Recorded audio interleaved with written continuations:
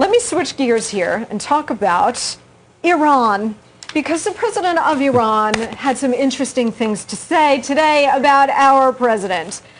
Yesterday, Obama released the new nuclear posture review, and I spent 8 years at Columbia University doing a PhD on America's Cold War nuclear targeting and post-Cold War nuclear targeting. I know this subject more than I want to. What Obama did yesterday, to me, apart from announcing he was going to try to bring Khalid Sheikh Mohammed to New York to stand civilian trial, this is the single most irresponsible thing that this commander-in-chief has done. For the first time, the American president has telegraphed to our enemies when we will and will not use nuclear weapons. He has said point blank yesterday, non-nuclear states, even if they attack the United States with biological or chemical weapons, we will not retaliate with nuclear weapons. He specifically accepted biological in that speech. He said if biological weapons get worse, then he would reconsider that policy. This nuclear posture review was so full of holes and loopholes and ambiguity and all kinds of jazz. Swiss cheese pales in comparison to how many holes were in this.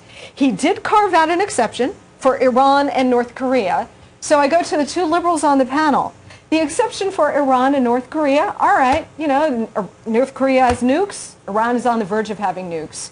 George W. Bush called that the axis of evil. Isn't that exactly what Obama is giving props to by carving out a nuclear exception for Iran and North Korea? I didn't see the exception. My Bush understanding was right, wasn't he? I do think Iran and North Korea are definitely evil. Bush was right. No question about it. Can I get those words out of your mouth? I don't know that I'd call them the axis of evil. They were evil. They are evil. I don't dispute that they're evil. This is a day that will live in. No, they are evil, terrible dictatorships that mistreat their own people. That are nuclear or going nuclear. Well, North Korea got nuclear weapons under Bush. I think it was a huge mistake of George Bush to allow North Korea to go nuclear, and I think it would be a huge mistake of Obama to allow Iran to go nuclear. North Korea, absolutely. You can go all the way back to the Bill Clinton '94 agreed framework, which allowed the framework prevented North Korea from getting nuclear weapons. They were under inspectors. Under Bush turned his attention away, and they got them. And let me agree with you, Monica, that if Iran gets nuclear weapons, it will be as big a travesty as Bush allowing North Korea to get nuclear weapons, and I will blame Obama for it. How do you like that? Okay, well, good. Well, I mean, I don't want Iran to get nuclear weapons. He shouldn't allow them to get nuclear weapons, you're honest about and I think he needs to be much harsher on them. I agree with you there. So today, Mahmoud Ahmadinejad, the president of Iran, ridiculed the American president and called him, let me get this straight, I want to get this, he said, quote, Obama made these latest remarks because he is inexperienced and an amateur politician. He said, wait until your sweat dries. You agree with Ahmadinejad, completely. I don't. He said to Obama, wait until your sweat dries and get some experience. Be careful not to just read any paper put in front of you or repeat any statement recommended. And then he said nothing is going to stop Iran's march to a nuclear weapon. Liz, your reaction to Ahmadinejad mocking the president? Well, Mr. Ahmadinejad and I go back a long way, I have to tell you. Really? Really? That's a little too much information. That's the headline of the hour, I think. You buried the lead. Yeah, I know. I don't know that I want to know. I love it. At last, immortality. Do tell. He was one of the Revolutionary Guard that took our hostages back in 1979-80. Do I have that right? 79. 79. Yeah. Right. And I spent a month, and more than a month, actually, in Iran during that time, covering it for CBS.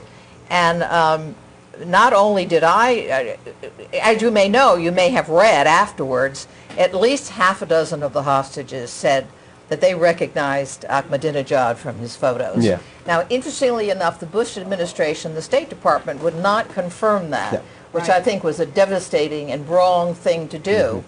So, you know, it was so funny because one of those things was that they had lots and lots of weapons and all the rest of it. They never had any ammunition. They had a lot of weapons, and this I was told by a very, very good source. And I keep thinking of that one incident when I listen to Ahmadinejad, because I'm not convinced. I mean, the last rocket landed in the sea somewhere, right? I'm not convinced that they're that kind of threat.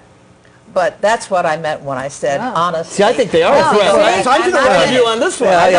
Wait a minute, I'm not finished. Okay. But I've got to say that this is a weak president. And guys like Ahmadinejad, who can smell weakness like an animal, and go in for the kill. This is what they're doing. They're going to play with him. Every one of our enemies is going to play with is going to play with Obama because they know that he's already in over his head and he can't afford any other kind of defense. The weak president is Ahmadinejad. The guy is not the most powerful person in Iran. He's a politician. His job is to be provocative, and that's all he can do. And the point is, you know, I'm glad that we said we're not going to use nuclear weapons. If any country uses nuclear weapons, that is the end of the world. There's no day after. There's no limit in nuclear war. It's a ridiculous expression. And what I like to think, that's the very most, you know, the biggest threat to America in the world is nuclear material, unsecured nuclear materials getting in the hands of terrorists. He's having this summit next week, almost 50 nations, unprecedented. I thought the environmentalists had cured that already. All right. I'm talking about something important. Good one. That's silly. The point is, having a meeting next week, environmentalists don't talk about They certainly do. Nuclear about, waste? yeah, I'm talking about making sure, like when the Soviet Union fell apart, that this material doesn't get spread out. It's very important. Look, he's not a weak president. He's a smart president. And he's a strong president. And you know what we need to do is have everybody sign on to the nuclear non-proliferation treaty. It's hard to say. That's why people haven't signed on to it. India, Pakistan, and Israel aren't in it, and we need them to be there. But here, Commander-in-Chief 101 says, you never tell your enemies what you are prepared to do, and you should never telegraph to your enemies what you are not prepared to do. And what Obama has just, see, with Reagan and George W. Bush and Richard Nixon, our enemies didn't quite know where they stood with them. It's the crazy cowboy from California, the crazy cowboy from Texas. How did that work out? Is Richard Nixon, is he nuts enough to nuke me? Monica, tell your listeners what the plan was, because you haven't said it yet. You want your enemies to be off balance. You want them constantly guessing about what the American president But it didn't work well with President Bush. And now you've got the skinny professor in the White House, the skinny socialist, as I call him, not a socialist. who's telling the enemies, hey, don't worry about us. We're not going to nuke you. Don't worry. He said if you don't get nuclear weapons, we're not going to nuke you. If you get nuclear weapons, Obama made it very clear, we can nuke you. If anything, this is an incentive not to get nuclear weapons. If you look at the nuclear powers, look, Russia is not going to nuke us. China is not going to nuke us. Pakistan, if they're overrun by al-Qaeda, they might nuke us. But when Israel, India, these are the nuclear powers. They're not, you know, the threat. Go ahead. I agree, they're not a threat. Yeah, it's Iran, it's North Korea. I agree, that's the threat. Israel's a threat to Iran. I mean, certainly. Israel is not a threat to Iran. Israel's talked openly about bombing their nuclear facilities. Yeah, well, it's very different from bombing Iran. You're talking about defensive. No, I'm saying, but that's why they feel they need weapons. Action. Iran saw that Iraq didn't have nuclear weapons. They were attacked. North Korea has them, wasn't attacked. It's wrong. I don't want to see Iran get it, but there's a reason why they want it. And if they feel like we're not going to attack them, darling, then I love you, but the reason they want it is because they want to dominate the Persian Gulf, and this is why you've got the Saudis and the Jordanians and the Egyptians freaking out. Oh my God, I agree with Monica Crowley. Looking at their paperwork to build a nuclear weapon. Yeah, Chris, stand by. I promise you'll have the floor when we come back from this break. Okay? Chris Metzler has the floor when we come back. Sit tight.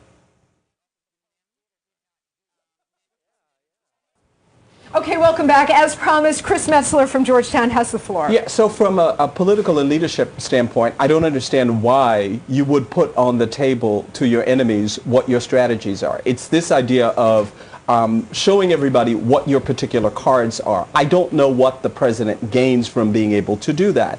So that, for me, is the concern here, is what's on the table, what's off the table. Why don't I just tell them, listen, guys, at 2 o'clock tomorrow, at a safe house, I'm going to come in and I'm going to bomb you. I mean, why don't I just do that? Let's be clear what the president said. He said, we will not nuke you if you are a non-nuclear nation. That's what he said. Now, give me an example where we would want to nuke a non-nuclear nation, because I don't know of one. But wait, here's the point. You're right that that's what he said.